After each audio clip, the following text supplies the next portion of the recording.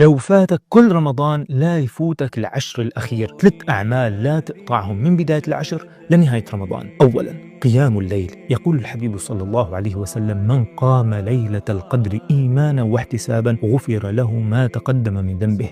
فإذا قمت كل ليالي العشر قمت ليلة القدر بأمر الله. ثانيا الدعاء في جميع ليالي العشر بكل ما تحبه وترجوه وتريده من الله تعالى، فإن وافق دعاءك ليلة القدر أتتك استجابة الله تعالى حقا وصدقا. ثالثا ختمة تبدأها وتنهيها في العشر الأواخر ترجو بها المنزلة العالية وقبول الدعاء، وأبشر باستجابة الله تعالى. الله تعالى يقول: إنا أنزلناه في ليلة القدر وما أدراك ما ليلة القدر، ليلة القدر خير من 1000 شهر. فإن وافق دعاءك وذكرك ليلة القدر حصلت خيري الدنيا والآخرة.